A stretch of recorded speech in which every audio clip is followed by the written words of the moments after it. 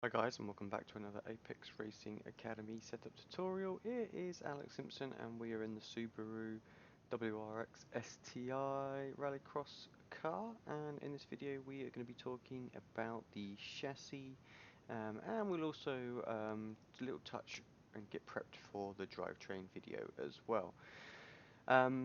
If you've watched any of my other videos, you will know that this isn't how to set up the car from scratch. This is how to take the setup that the coach has built for you and give it some minor tweaks so that you can just optimize the setup to feel a little bit better for yourself. Now, with the Rallycross cars as well, based on our part 1 videos, you'll know that most of the work is actually done on the asphalt section.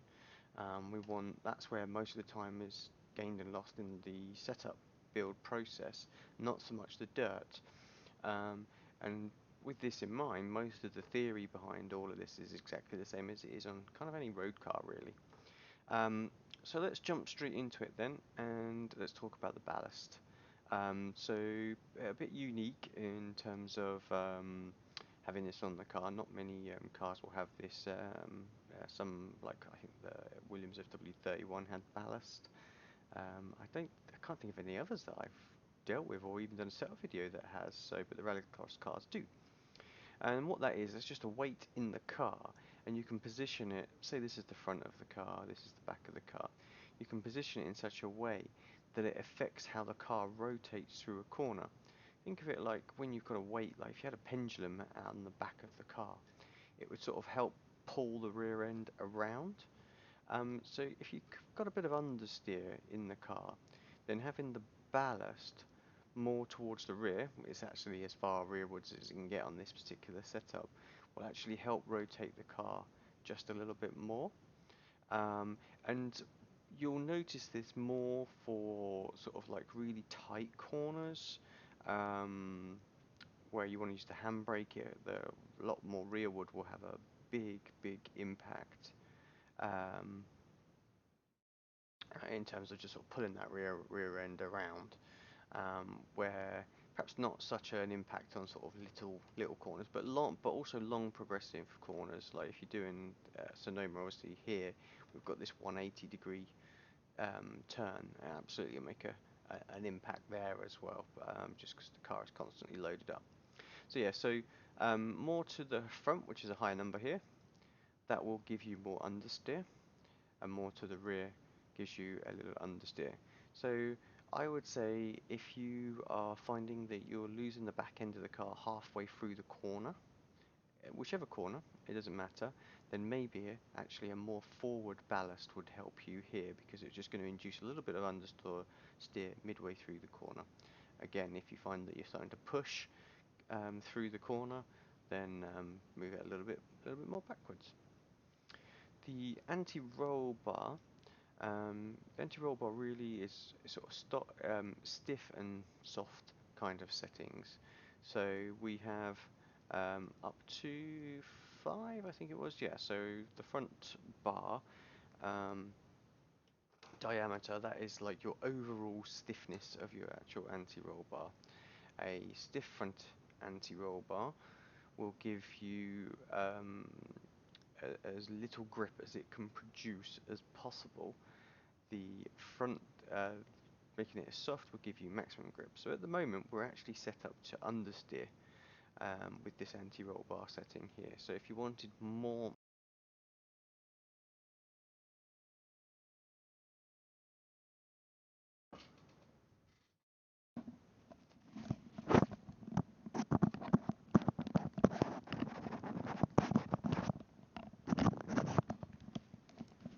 sorry about that, my headset just died on me.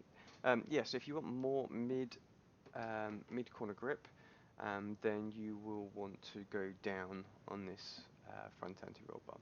Now the blade length is kind of like an extension of the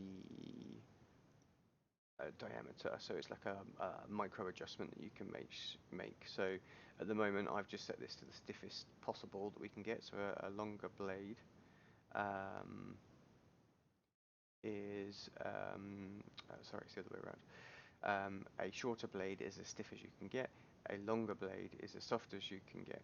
So a 5217 actually will give you slightly more grip than a 5219.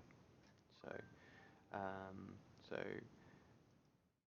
left on down is more understeer, right and up is more oversteer.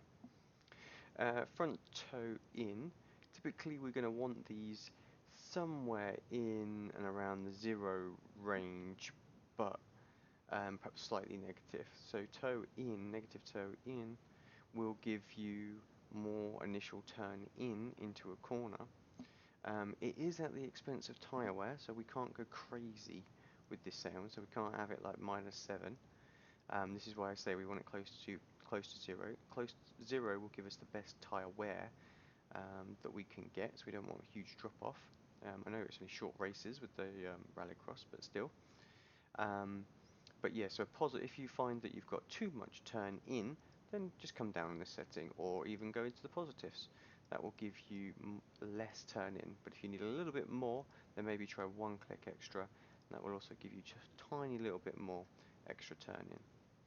The brake pressure bias, pretty standard self-explanatory one. A higher number here means more braking on the front. So again, if you're losing the rear end under braking, then you've got your balance just a little bit too far back for your personal style. And braking's a key one to get right. So this is the one go-to setting that you must adjust every week, I think. But yeah, so if you want to stabilize that rear under braking, then move that bias maybe % forward or something like that. Just give it a little try.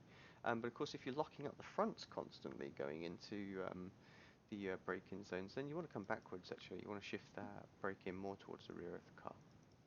Not going to worry about the handbrake settings too much. You know, the handbrake is the handbrake kind of thing. Going to make a huge difference. But what we'll do is we'll quickly just jump to the back of the car, and we'll talk about the anti-roll bar on the rear.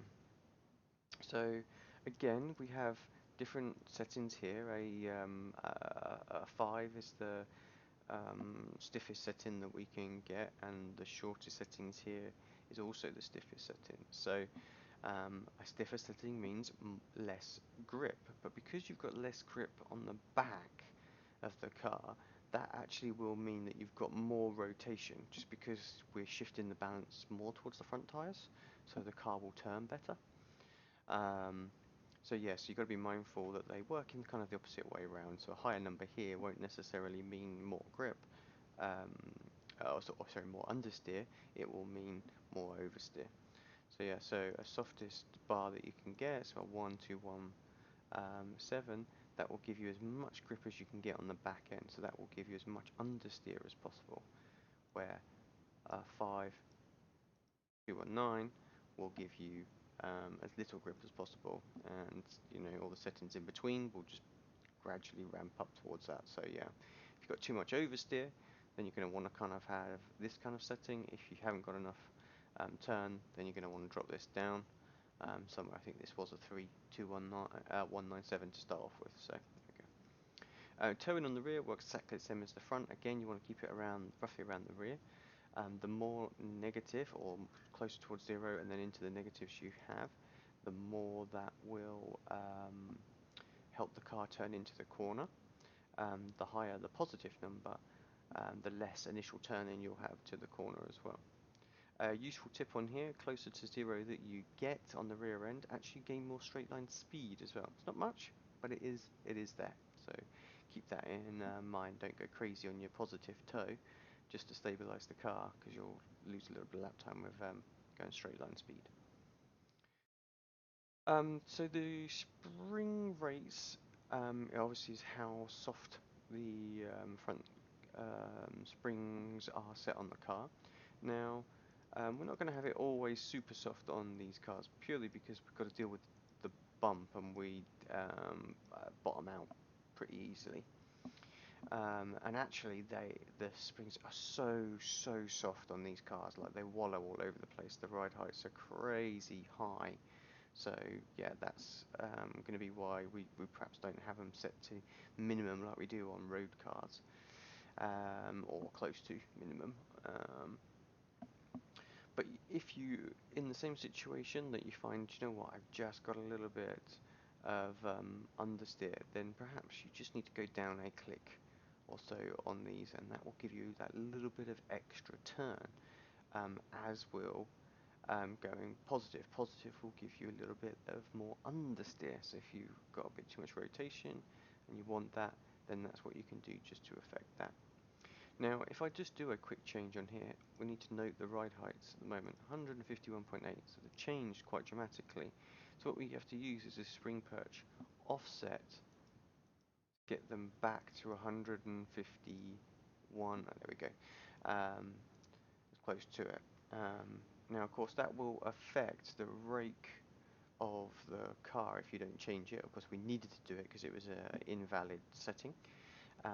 But of course, if you change it a little bit and it just changes a small amount, but the front end of the car drops, or if you go stiffer and the front end of the car raises, you affect the rake, which again affects the turn in, and on the corner, a lower ride height on the front usually gives you more rotation. A higher number on the front will usually give you less rotation with the rake as well. So you have to be mindful that doing the springs actually does two different changes. I'll come back to the bump stiffness and the dampers.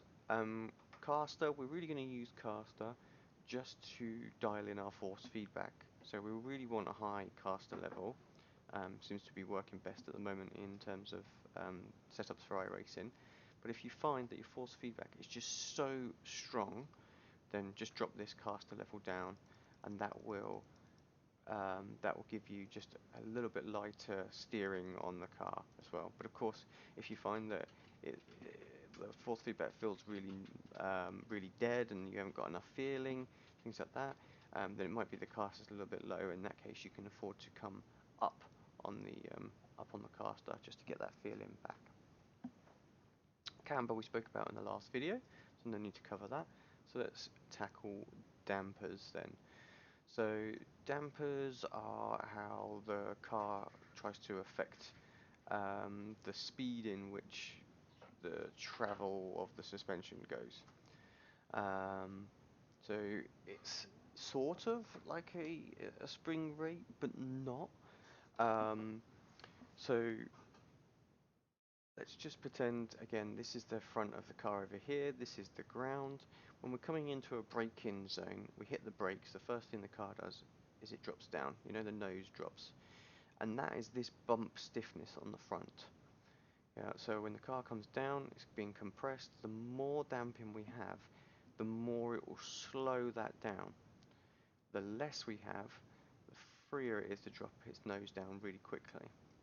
Now, when we try and prevent this from dropping down, what actually happens is the car is kind of like on a pendulum. The more it can drop at the front, the more it can raise at the rear. And this has two factors for us to take into consideration. When we're preventing this front end dropping down, but allowing the rear to come up, it means that actually this rear end becomes less loaded, so there's less grip on the rear, but also the rear comes up, front comes down, so we're affecting this rake angle again. The higher the rake angle, the more turning we have. So a really low bump setting here will give you more turn initially into the corner, so that's only entry turning that's affecting. A higher number will prevent this front end from coming down as much and as fast, which will also in turn prevent the rear coming up quite so much. And then this means then that the rear tyre is a little bit loaded, the rake angle is not quite as much, so we'll have less turning. So a lower bump stiffness here will mean more rotation on the turning.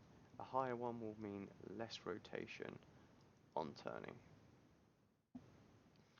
Now, what I want to do is talk about the rear rebound, because the rear rebound is directly connected, as I was saying.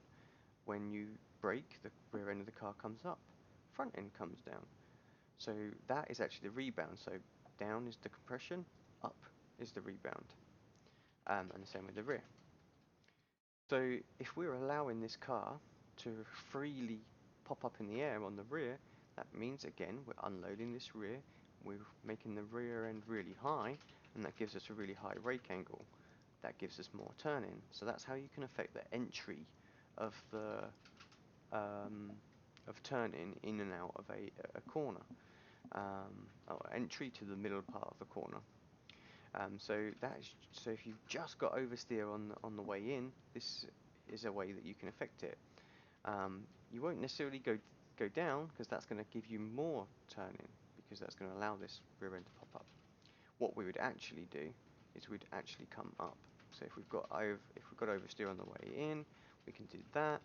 We can also come up here. We can go really stiff all round, and what that will do is that's trying to prevent this front from dropping, trying to prevent this rear end from going up, and it just stabilizes the car on the way in, so we have less understeer. Of course, the opposite is true. You can go soft as you want if you need more turning.